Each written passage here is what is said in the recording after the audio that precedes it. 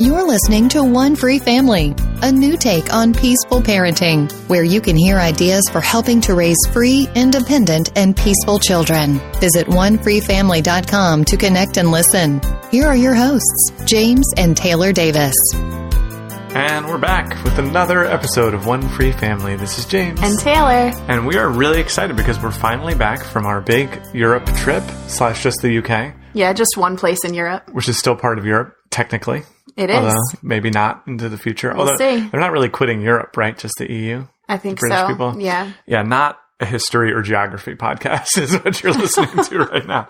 But we did see some of the world's beautiful geography. The last week, we went out and visited some friends, Jake and Hannah. Hi, guys.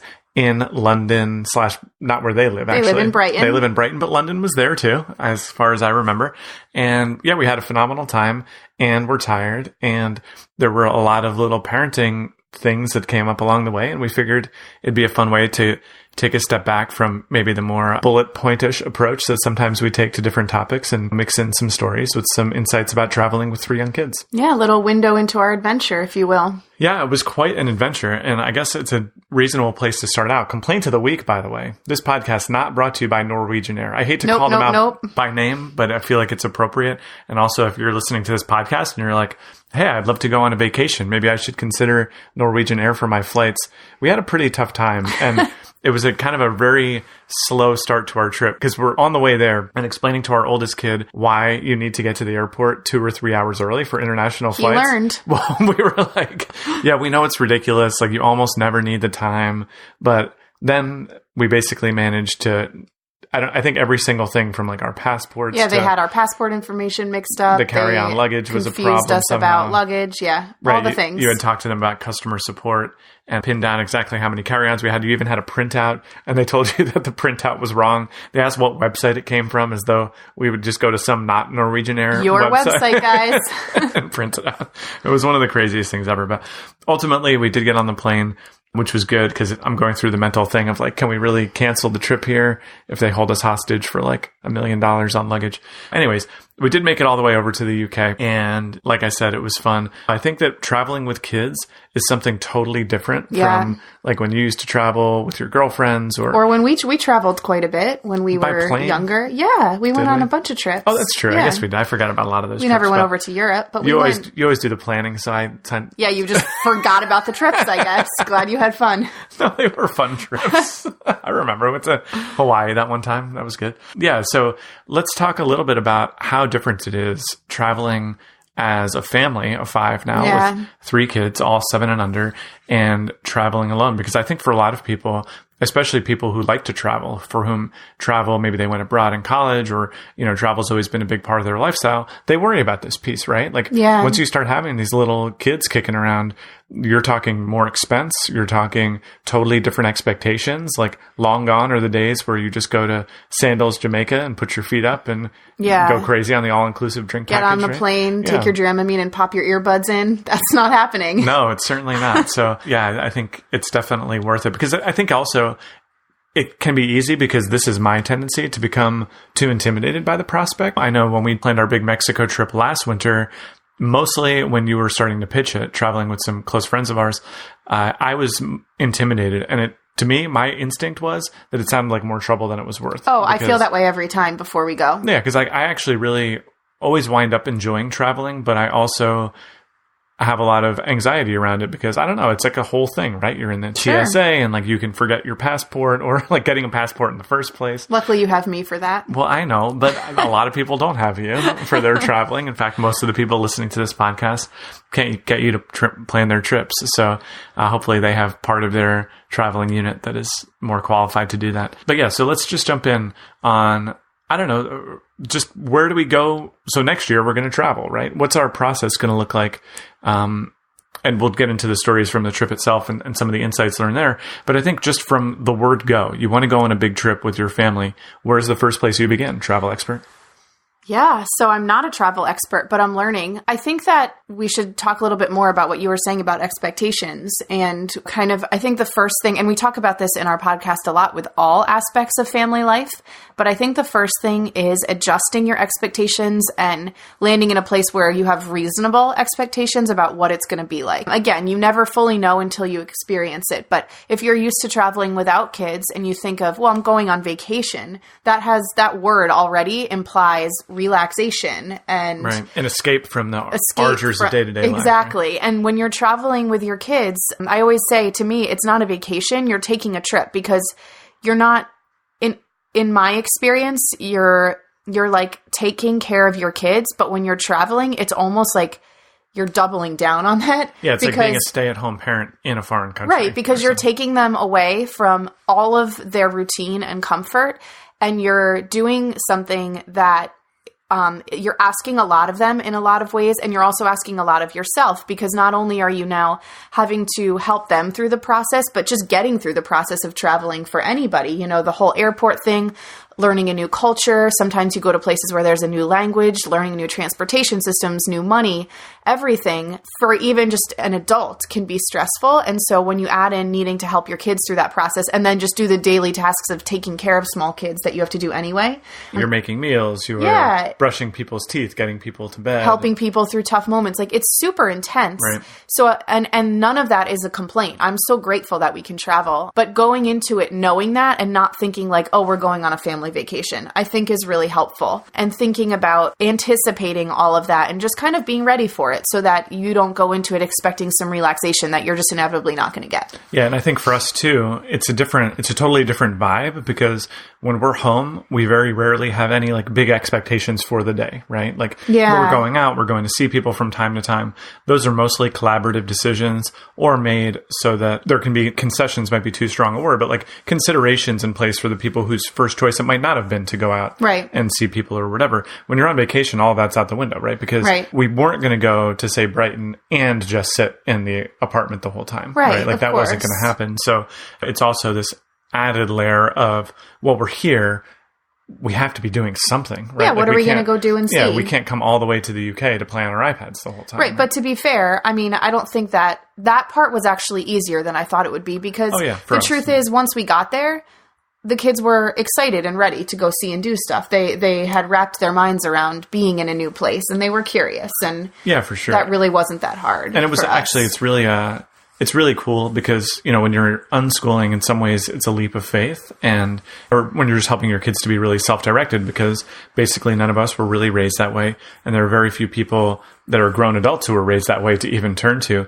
And so I think one of the common concerns about unschooling is that when you are helping your kids to be self-directed all the time, when they're in these new environments where they don't have all of their comforts of day-to-day life, where they don't have the passion projects that they're working on and the things that they go deep on, how will they adapt? And it was actually really fun and amazing for me to see all the growth that happened and just how flexible everyone was, because we just don't really require a lot of flexibility in our day-to-day life. Now, I know when I get up on behind the podium and talk about unschooling, I always tell people, actually, they will be adaptable because they'll be used to adapting on their own schedule. It's always nice to see that actually come to fruition in reality. So this is something I actually made fun of you about when we traveled to Mexico. This is where I was going to. Same page. This is the part of the show where James makes fun of me. No, I'm making fun of myself mostly because when we were traveling to Mexico last year, I remember walking in on a conversation and the kids, it appeared to me as though the kids were in a class about like the most boring class possible about what it means to travel, because they were like sitting at the table and you were telling them, okay, we're going to get there. And we're going to check our bags, and that means this. And then we're going to go through security, and like we might have to take our shoes off, and like you were just going through the whole thing. And afterwards, I was like, "Are you trying to make them think the trip is going to be totally terrible?" But it worked, didn't it? Well, okay. The thing. So talk about why it wound up working. Yeah. So last year, about a year ago, a little more, we went to Mexico with them, and it had been a while. They had only really ever been on a plane one other time, and they were both really small then, so I knew they wouldn't really remember. And I was thinking, like, you know, everything about going through an airport situation can be pretty stressful. And I started thinking about, like, gosh, what if you were a little kid and you didn't even know what to expect? And all of a sudden you're waiting in like line after line and having to like take your shoes off and do all this stuff you don't understand. So I was like, well, I think I need to tell them what to expect so that at least when it's happening, they'll like have this moment of like, oh yeah, mom said that we would do that.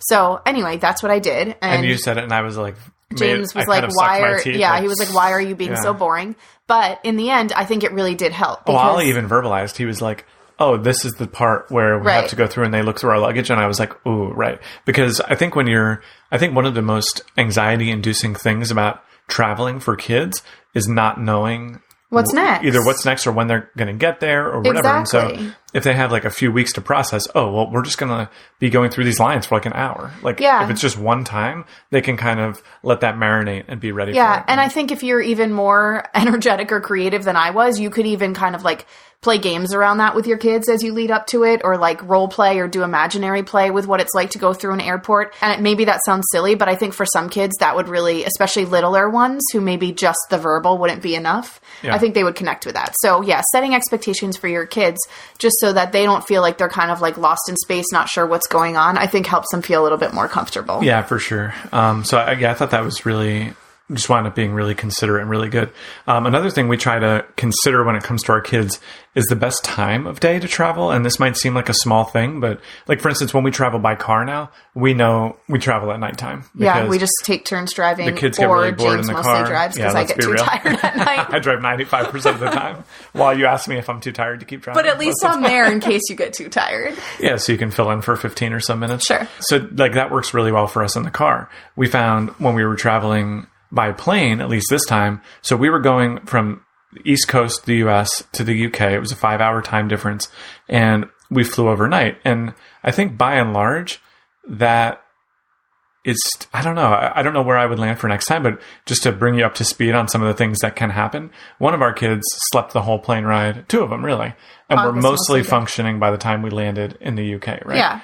Our other kid had a horrible time falling asleep on the plane for whatever reason. He's the one who, he just can't turn his brain off very easily. He did, but then he slept the entire plane ride back. So I think part of it was just randomness. And it was actually, I don't know, I was kind of uncomfortable on the plane ride too.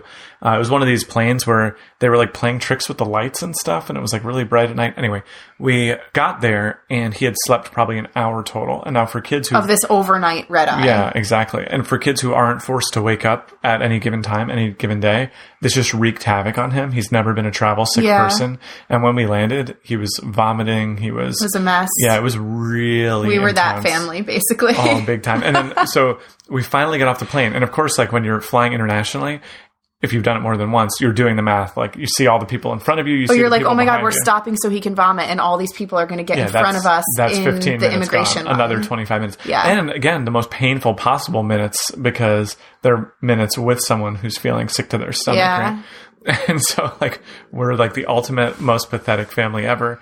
We had him in like a courtesy airport stroller. He's almost 8 and he was like, we had to push him in a stroller because he felt so bad. Yeah, it was really hard. So we're carrying him along and we finally get to the customs line. And then of course, again, shout out to Norwegian Air. They told us the wrong information about how many cards we needed to fill out. So we had to fill out a bunch more. Yeah, exactly. Well, this was happening to everyone too. And then we get into line and the pale skin, shivering, vomiting situation continues. Poor kid. And now people surrounding us are like, is he okay? Oh, yeah. I mean, everyone is just having to watch him vomit into Ziploc bags. Right. They've all been on the red-eye flights from wherever. There's hundreds of people in line, and we're basically last in line. And the sights, the sounds, the smells, I'm sure they were all pretty on point.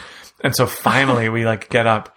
And someone was like... We're maybe halfway through the line at this point. We'd been in it for like 45 we were like a quarter minutes. Of the way through the line. And someone behind us is like, they should let you guys skip the line. And I was like, they should let us skip the line. So I talked to someone. And of course, like when you are dealing with people who work in airports, you rarely expect... an exception. An extended consideration. Yeah. And this woman came over... And I made my most pathetic puppy dog eyes and strolled him right up and was like, listen, we have a family of 5. 2 of our kids aren't doing well. Oh, because our toddler was also... He was crying at this feeling point. sick to his stomach too. I think he just had to go to the bathroom, but he won't do that when he's in the carrier. And it just wasn't, let's be real, a great time for that when we're a quarter of the way through a customs line. A long story short is she went and talked to her supervisor and miraculously they shuffled us to the front of the line so that we could proceed to let our kids sleep on a bench in the London train station. But yeah, it was pretty intense. So all this to come back and say, you never know when it comes to when you're going to fly. Yeah. And switching time zones, like have an expectation in your family that probably at least a day is lost. I mean, definitely. When we flew to Mexico, it was the same way, even though that was going the other direction. And that was a much less of a very time gentle difference. time difference. Yeah. But yeah, people are tired. Obviously, we didn't plan anything that first day. We were wise enough to do that. But even like attitudes, I think if you're a parent going into that situation, be ready to try to be the very best version of yourself. Totally. That's possible. Understand that that's not, don't extrapolate that over the course of the whole trip. Like this whole trip is going to be terrible now because whatever happened, and obviously like allow for grace. But a really cool thing that happened actually along this same vein, and this is just like one of the things that I love about traveling, is that when your family has real life problems to solve, you see people naturally step up. Like our middle son, just like Ezzy, just completely came through in the clutch there, was offering to pull bags. Time. And again, like not even around the house sometimes, not always the person that jumps in there and helps with things all the time. But in this instance, he just came through completely and like totally crushed it. And I don't know, it was like so cool to feel like a family unit solving this very authentic problem that the world was presenting to us, right? Yeah, he offered to carry bags. He kept asking his brother, like, what can I do to help? He didn't complain one single time about how long everything took. It was incredible. Yeah, I think this is it's something I've noticed about family dynamics in general. When like one person is really struggling, I feel like people's natural intuition is to kind of fill in the gap and be like, well, we can't all be yelling and complaining, right? Because then we're just done, right? And so I don't know. It's something I really appreciate about travel, because you know us at all by now. You know that we never try to intentionally introduce more difficult situations into our kids' lives, but given the huge payoffs of travel, I'm willing to invest some of that challenge into it. Yeah. And I feel like we always see tremendous growth and like learn new things about each other and really, ourselves. Like I think they learn new things about themselves too. Totally. Yeah, I think that was a huge thing for us. So yeah, moving on a little bit, I think some of the other things that we try to consider when we're traveling elsewhere is think about the culture differences. I mean, obviously, like when we went to Mexico, there was a totally different language. Yeah. But they still drove on the left side of the road. And though they drove on the right side of the road. Yeah, that's right. That's what we do here. Yeah, that's right. Got it. Yeah, in the U.S., right? They drove on the right side of the road. Their steering wheels are on the left side of the car. I think that's what I meant to say. But going to the U.K., we decided we weren't going to have a car, which is the first time I think we've ever not rented a car on a trip, when we've done a big trip like that. And we were like, hey, we'll rely on all this public transportation that we've heard so much about. And I want to say that the public transportation situation exceeded my expectations. I've never been one of these people who loves public transportation. I think there are people who just like love it and they live by it and they like picture living there, and especially people from outside the US. Right, and we've also just never lived in like a big city where a lot of people rely on it. Yeah, but even when I grew up near New York City, I probably went there a few dozen times with my friends over the course of my teenage and early 20s years, and I just always relied upon other people to do it. Yeah. And I want to say that I find it still very unpleasant to use public transportation in New York City. I find it kind of smelly and confusing, and the people are sometimes unpleasant on the subways and things like that. And the trains are kind of weird in New Jersey, New York. In the UK, I found everything, I mean, aside from the one big hurdle, which we can talk about soon, I found the people themselves to be very pleasant and accommodating. Like how many times were we having trouble figuring out the different cards, stations and people stuff rushing over to swipe us helpful. through, no one giving us a hard time, making us feel stupid. So, that overall was a very pleasant experience that, in hindsight, if it had been in New York City, like I've just seen people be shamed for not figuring out the metro not knowing what they're cards, doing. Yeah, being sent to the back of the line or whatever. Yeah, they were all so nice and helpful. Yeah, and so that made it much, much easier. But I think in hindsight, I would probably try to take even more time beforehand to learn about like how it all worked, because I mean we had the benefit of having some good friends there. Yeah, we were kind of falling back on them to hold help our hands through the first parts and like, at least understand something about it. But I think in hindsight, I mean, it was kind of fun to learn it on the fly. It was fun. But I think, just the sheer amount of walking we were going to do, for instance. I don't know if I would do like physical training or something beforehand, but it was hard on me. I'm not used to that amount of walking. Yeah, we walked a lot and we were carrying a lot. We were carrying bags and a baby. Yeah, a toddler, let's be clear. He's heavy. Yeah, give us some more credit than that. Or shame us for not making our toddler walk. I'm not sure, but. No, that's totally unreasonable. He didn't want to walk and it would have taken so long to get anywhere. Yeah, for sure. But I think James was talking a little bit about being ready for changes in culture. And one thing that we kind of didn't wrap our heads around ahead of time and kind of prepare ourselves and our kids for was that because in the UK they drive on the other side of the road, traffic patterns are just different. And so like when we're walking through a city like Brighton or London, it took us quite a while ourselves. It played huge tricks on my mind. Yeah, to wrap our minds around like which way to look when we were going to cross the road to make sure we were crossing safely. And that was something that I wish we had prepped a little bit more for ahead of time. So it felt a little bit safer. And then just in general, you know, prepping our kids for what does it mean to be like walking in a big, busy city? Like we're probably not going to be playing balance beam on the edge of the curb. Right. Because you're just going to scare the life out of people driving and also your parents who think you're just going to stumble into the road and get hit by a bus. So stuff like that.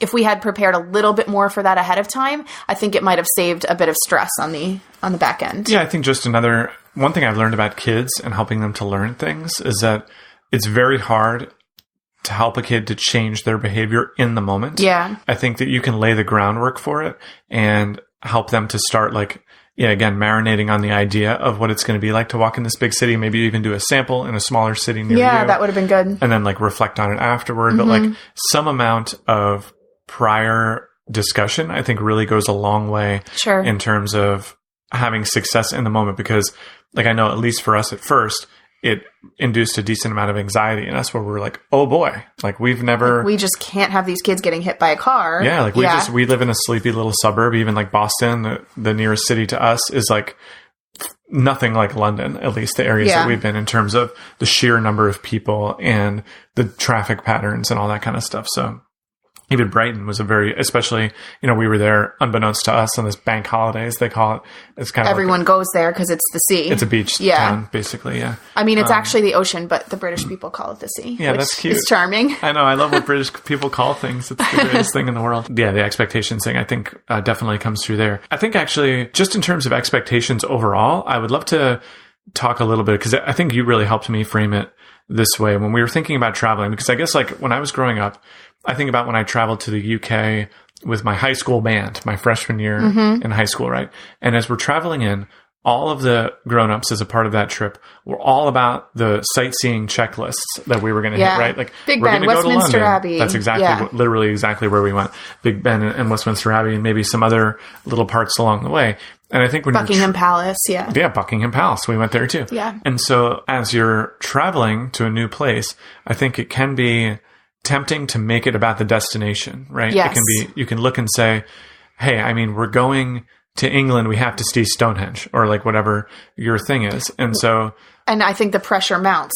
We're going all the way across the ocean and we're going to be here. Who knows when we'll be here again. So let's get our list together and check off all these sites. Exactly. And I think when we're setting expectations like that, I actually think some amount of that is probably fine. If you have something in your heart that you would really love to see, if the whole point of going to Arizona is to see the Grand Canyon, don't skip the Grand Canyon, But if you are traveling to a city like London, which, as he found a little travel map of London when we first got there, which was the coolest find ever. Found it lying on the ground. Yeah, and just so excited to show us all. But when you're looking at it, you can see there's 15 things that you could call household name type places where you could go to the London Eye or, the Natural History Museum or all these, the Buckingham Palace, up and down the list, and the Globe Theatre. And if your hope is to see all of them, you're either going to stress the heck out of everybody or you're going to be disappointed or feel like you had to give up on your dreams halfway. But if you look and you're like, oh, it would just be, I'm a theater buff, seeing the Globe Theatre and seeing where Shakespeare's works were first performed is the only thing I'm really hoping to do. Then you start talking about that. Get the kids hyped about it beforehand and go see it when you get there. But try not to plan out these 12-hour days where it's just you're just shuffling from bus to bus to bus so you can see something for 5 seconds and then move on. Yeah, I think that would probably be wise for anybody traveling to just kind of try to pull back a little bit on that so that you can enjoy the journey and the process. But especially with kids, I think having a huge long list of sites to see is is potentially just really setting your family up for a lot of stress. So I really love the idea of kind of honing in on a couple major things and then otherwise totally embracing every part of the travel. So for me, I really learned this time a lot about, if I can look at this trip as every moment of this trip has the potential to be meaningful and worthwhile, as opposed to like, we're just trying to get to X, Y, and Z place while we're traveling. It just totally shifts your whole perspective on travel. And you realize like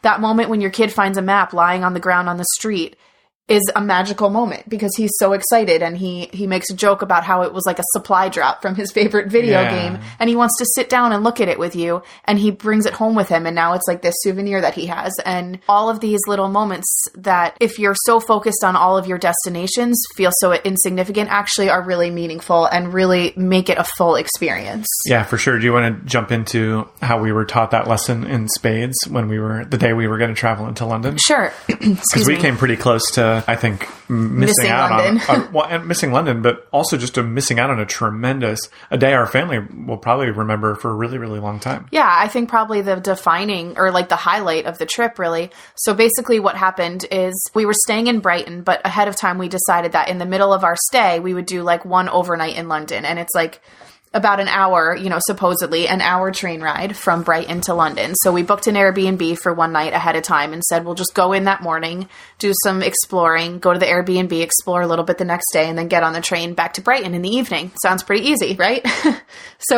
Well, yeah, it's a 50-minute train ride. Right, yeah. right. So we get to the train station in Brighton the morning that we're meant to go, and buying tickets on the machine was feeling really confusing. So I got in the ticket line, and I got to the front, and I talked to the woman about where we wanted to go and what we wanted to do, and she let me know that it was a bank holiday in London that weekend, which basically just means that so we were traveling on a Sunday. It basically means the next day, Monday. It's a national holiday. Yeah, everyone had no work, whatever. So, and for some reason, here's our complaint about... complaint of the week number 2. About the public transport. But despite it being really good in general, they decide to do rail repairs on bank holidays when everybody is traveling for leisure. So basically she let me know. She claimed it would take an hour and 40 minutes to get there. Right. And that she explained that we'd basically have to take a train up until where they were doing rail work. Then they would get us off the train, put us all on buses, take us to another train station. We get on the train and so on and so forth. So I hear this and I was like, okay, let me just go talk to my family. And I didn't buy tickets. Yeah, we were already like kind of having a slow start to the day where like, we had to walked to the train station. It was it felt like a long walk. Yeah. And it was kind of hot out and we were like already... Yeah, it wasn't the greatest start to the day. Yeah, so I'm thinking, as I'm walking back to everybody who's sitting waiting for me to buy tickets, in my head I'm thinking like, I'm just going to be okay with letting this London trip go. We're just going to eat the cost on the Airbnb. Like, I just don't want to drag people through this type of travel to get there. It doesn't feel worth it. Well, because we were already like, I think we're a little insecure about our kids' ability to travel in some ways too, because like, I think what you were picturing rightfully was like, I wonder if they're just going to complain the whole time. Yeah, it's going to be awful for them and awful for us. And it just didn't seem like it was worth it. So I get back and I start telling all of this to James and telling him how I feel. And the kids are hearing. And they, all of a sudden, they just both decide, they're like, the no. older boys, yeah. The older two, they're like, we're going. We're going to do this. We don't care if it's going to take that long. Right. And I was like, so surprised. Later on, I was reflecting and I was like, I think I accidentally did reverse psychology on them just by being like, I don't want to do this. Like, I'm going to take away your London trip. Yeah. And that's not what I meant to do, but I just thought that they would appreciate not having to go through all of it. But here I was trying to make a decision for everyone without really fully asking everyone. So the two older kids just made it clear that like they understood what was coming. I explained to them all of the changing we would need to do. And they were like, no, we really want to do it. We're ready. So we decided to do it. Yeah. And we got on there and it didn't take an hour and 40 minutes. It took about 4 hours. 4 hours and a half of an hour as well. Yeah. And to get to complete a trip that should have taken 50 minutes. That on the way home took about 50 minutes. Yeah. So that was really interesting to hear them be like, no, we really want to do this. And then in that moment, I was pretty stressed already, and James was able to really help reframe the whole thing for everybody. And I think I needed it most, which was just like, okay, today's going to be a really fun adventure. We're not sure when we're going to get there, but let's while we wait for this first train, let's walk around the train station and see what there is to see. Let's figure out what the best snack is in this whole train station, right? Yeah. Like, when are we going to ever spend another hour sitting in the Brighton train station, right? Yeah. So that reframing, I think, really helped everybody. And then we proceeded to basically travel all day and just have a really great day. Yeah, like we're like running to try to catch the bus on time. We get on and it's like hot. The bus is insanely hot. And it's packed. It's like, it looked like people were trying to escape the country, basically. Yeah. And this was the last opportunity. And we're like trying to get through. And again, I think our cards that you can slide through the machines were freaking out because we were using them so many times. Yeah. And they're like automated to only work like once, whatever. And so the kids are like pulling us through. They're like, come on, you can make it. You know? And so we finally get there and we got to the south bank of the Thames, which is exactly where we had been targeting 6 hours earlier when we set out or whatever. And we find this one little green patch. And this place is crawling with people. Because everyone is out. It's a beautiful day. It's like hotter than it ever is there. It's it looked like we were at some sort of Fish concert or something. Yeah. Like, there's just people sprawled all over. We find one little corner on a hill on the back side of this green. And especially like for Ollie, who's normally super goal oriented. Our oldest. Yeah. He just like lies down, puts his hands behind his head and is just like looking up at the sky. And I was like, we did it. We had a day where like we got there and it was not at all about what we were going to accomplish. It was just about being. And in this moment, he was able to take a breath and just be on this lawn. Yeah. Just and like enjoy, be grateful that we'd been able to spend a day together. Just enjoy being off his feet. And like we proceeded to wrestle and just climb on things and get a little bit of food, ride the little carousel that was there. But if you checked your boxes on the end of the trip and you said, oh, what did we do on Sunday? Well, we rode on trains and buses all day and then had like a little cotton candy and rode a carousel and then hiked all the way back across the city to find our Airbnb, which, by the way, when you go to countries that use public transportation, things being walking distance means a totally different thing. Yeah, because they're just used to walking quite a bit further than we are. Exactly. So another chalk that up to lessons learned. But it really was, I don't know, like looking back on that day in particular, thinking about how it could have gone with different attitudes and expectations. It could have been just like a torturous day, one of the very days that I would have dreaded when thinking about a trip like this. And I don't know, it taught me so much and kind of redoubled my goals of being a solid foundation for our kids. One of the things Jake asked me when we were out there is, what is the role of an unschooling or self-directed parent, if not to directly educate the kids? And I think being, modeling that emotional stability in difficult times, I think that went a long way because, they psyched up and were like, let's do this anyway. But I think if we had set a complaining, isn't this a pain in the butt tone? Which is that's the road I was heading down for sure. Yeah, but I think you snapped out of it pretty quickly after that. Yeah, thanks to you. And yeah, I'm amazing. but for real, when we snapped out of that, I think, I don't know, it wound up being this really, really cool day that taught me a lot. And I don't know, it's another thing I really appreciate about traveling is the lessons it teaches me. Well, yeah, I always like to think about when I travel, like, what did I learn on this experience that I could bring back into my regular life? And that was a big one. And I know it sounds cheesy, but like, what a metaphor for everything, right? I'm trying to kind of focus so much more on the journey than on being as goal oriented, because I think like Steven Tyler said, babe, life's a journey, not a destination. Right. So, but yeah, just think about family life. I think so much of mainstream parenting is goal oriented. What goals do I have for my child and where do I want them to be when they are grown-ups? And so much of parenting children in mainstream culture is about getting them to be successful, whatever that means, grown-ups. And I think so many families miss out on so much of the beauty along the way. And so, taking that metaphor from that one day, that lesson from our one day of travel as a metaphor for our family life in general, just enjoying the journey of this. Of course, I have a goal of my kids being happy grown-ups, but what about right now? Just being able to enjoy the process and try to live in the moment more with them is something that I hope to keep holding on to a little bit more. Yeah, big time. That kind of reminds me of a time that you saved my day and helped me reframe a situation. Basically, we went to London for a few days. We actually extended our stay, so we didn't have to add a whole nother day of 4.5 hours back. Yeah, we Brighton. Stayed an extra night, so we wouldn't have to travel on another bank holiday, real work day. Because the bank holiday is 2 days. And so flexibility is key. Well, and our preparations, we just somehow didn't realize this whatsoever. Probably we just could have asked, if there's any holidays we could avoid. Yeah. But anyways, so we come back and then we're back in Brighton and, this is actually a two-parter. So I'll start with something that I learned and then when you saved my day. So one of the things I learned was when we're traveling with our kids, and this might sound straightforward, but understand that they're going to be without, especially self-directed kids, they're going to be without a lot of the things that they love to do and the things they turn to routinely, whether it's their friends or their games they like to play, or if you have a TV and you go visit someplace that doesn't have one, whatever, right? So they're going to be in a totally different situation. One of the things for us that you may have heard when we talked about our creating a nutrient-rich environment episode was that we've put in a lot of physical encounter items in our home, like rings, a trampoline, climbing wall, things like that. Bottom line, our kids have a ton of physical energy. Exactly. And so they have all this physical energy that we have created a situation that they can bleed it off normally throughout the day. Yeah, just over the course of the day. I don't think I even had noticed how much they do it at home. They're just always moving. Yeah, like perpetual motion machines, basically. And traveling abroad, obviously, like our hotel in London didn't have rings for the kids to swing on, right? So since we can have attitudes about our own furniture and our own home where our kids can kind of bounce off the walls all the time, we obviously don't hope that they'll act that way when we're visiting others. Right, in other space. We're in an Airbnb that has like nice, if oddly decorated furniture.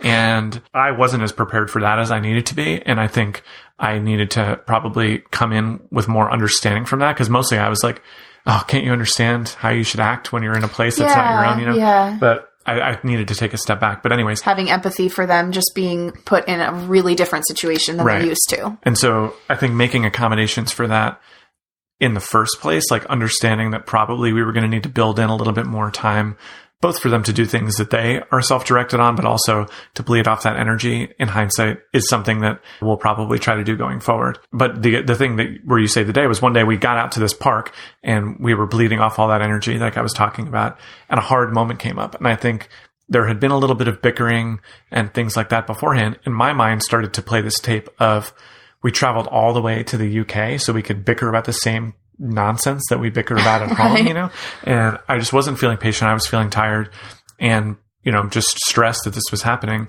And I started to, I think, show that. And you helped me take a step back and you said, hey, like, just because we're traveling doesn't mean we have to expect that every day is going to be perfect. Yeah, like, it's not going to be a fairy tale just because we're on a trip. Yeah. This is still our real life and still our family. And if this is just an extension of that, if we're just like living as we're going to live, sometimes we're going to have really hard moments, maybe even really hard days on vacation, but we don't want to make those even harder because we have this expectation that everything will be perfect. Yeah, I think that's kind of like the rub with it's like I say about holidays sometimes too, like traveling, there's all this built up expectation of how amazing it's going to be. And so when the tough moments come along, we can have the tendency to feel extra stressed about that or extra resentful because we're like, oh my gosh, we have this limited time on this trip and it's being ruined by this tough day.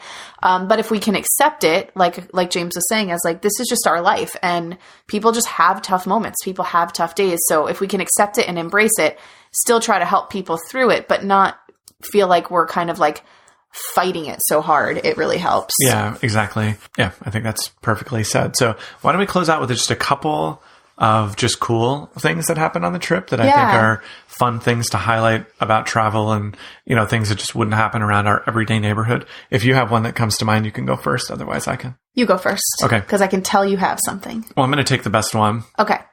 Which is on our very last day. We were, again, playing at the playground a half an hour before we were going to hop in our taxi to head to the train station. Yeah, because again, we knew we needed to help everyone burn off some energy. And we go to the playground and there's a bunch of little kids playing around. And there's this little boy who walks up and introduces himself to Ollie and Ezzy, who were just kind of running around playing this follow the leader type game. And I could tell they responded to him, and I could tell there was a little bit of a language barrier. And so I just went over, and it turned out the kid was from Brazil and his mom was there, and they had been traveling for work, I think, for his father's work. And she said, oh yeah, and she could speak English, although she said she was rusty. She spoke perfect English, which is just a different thing about traveling abroad when you're an American, because in the US, I think there's just a totally different understanding of what it means to learn other languages. But being a native English speaker is such a privilege when you travel, because so many people can get by with English. Well, and in so many other countries, they're telling people you should learn English. Exactly. So we are really lucky in that demonstrably, I think, obvious that that's going to benefit you. So anyways, we're there, and this boy, he goes to a bilingual school, but he barely speaks English. Like, it's obvious to me that they probably just teach him vocabulary and doesn't spend any time in conversation.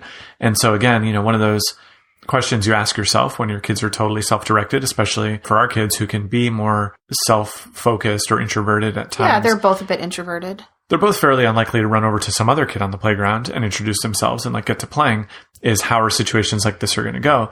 But they wound up playing with him for an hour plus and not even really talking that much, but just making like little kid sounds and like almost communicating with their hands and pointing. Body language. And they were like playing this wrestling game. And I asked him afterwards, our older son, and he was like, it was amazing. Like I learned that kids in other country or kids in Brazil, because that's where he's from. He's not making assumptions, I guess, about other countries. Kids in Brazil, like they still like know how to play hide and seek. Aww. They know how to make sounds like growling and like, oh, and like, you know, and laughing. And so he had this moment of like, wow, this kid was a different skin color than me from a different country than I am. Couldn't speak my language, but we had so much fun playing for more than an hour, playing all these different little games. And, I don't know. It was just so cool and such a special moment. He still talks. He's been talking about it since we came back. Yeah. I took a picture with the parents' permission, of course, and he was like so dead set on sending them a copy of the picture that he marched us back over to the mom to ask for her email address. Yeah. So we could send along a picture of them playing at the park. And now the kids are like wanting to visit Brazil someday. Yeah. And so I don't know. That was just such a thing that just wouldn't happen around our sleepy suburb in New Hampshire. Not quite the international community. Not a lot of Brazilian businessmen come here to hang out for a month and do their work. So anyway, that was such a cool one for me. Yeah, I think a piece I often think about, we've chosen to live where we live for a lot of reasons and we plan on staying here. But one thing that we really do miss out on here is just meeting a diverse array of people. When you think about people coming from different parts of the world and people who look different than us and speak different languages than us. And so traveling in some ways gives us and the kids an opportunity to meet people who are from different places. Yeah, especially when you immerse yourself in it. It's a real shot in the arm because you're like, yeah, you're not just dipping your toe in and meeting people for 5 minutes or something. You know? Yeah, exactly. Cool. Did you have any big highlights? I have more, but I don't want to just be the only one who talks. I mean, we've kind of hinted at this a few times, but I think that one thing I really love and I see every time we travel is I think our kids just kind of increase, or their confidence in themselves grows a little bit, and they see kind of what they're capable of encountering and overcoming and dealing with. And so I'm thinking especially about our middle child. I think traveling, it's interesting. Before we left for the trip, he was expressing some anxiety about being on a plane and a little fear about riding on a plane. And he's been a little more anxious about things lately than we ever thought he would be. And this trip, but it wasn't to the point, it wasn't, debilitating. And he was still ready for the challenge.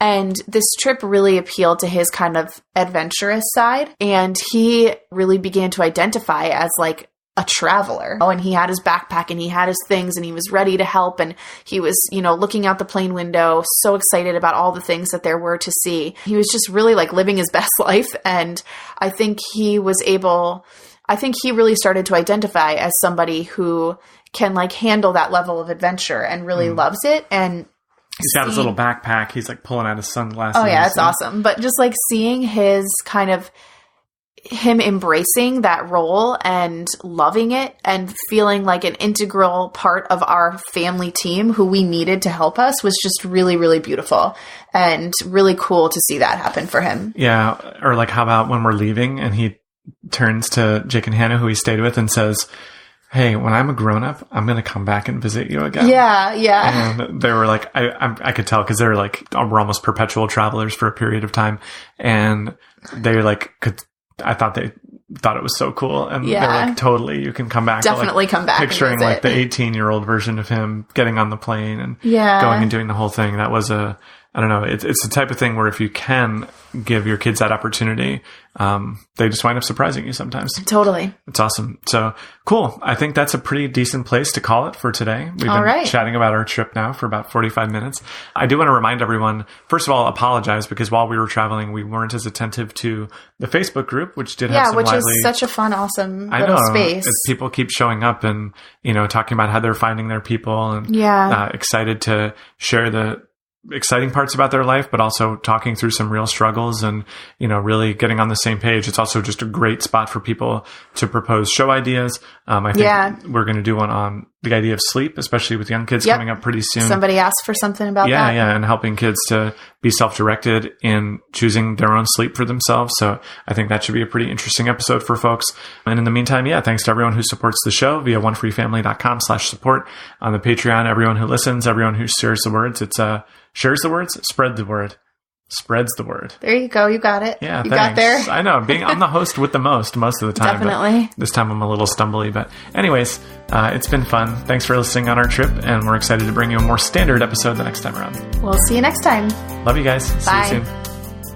Thank you for listening to One Free Family. If you enjoy the podcast, please show your support by becoming a patron at onefreefamily.com/support. Your support will help make this show better. Plus, you can get access to rewards and additional episodes by joining. Again, that's onefreefamily.com/support. This has been a Pax Libertas Productions podcast.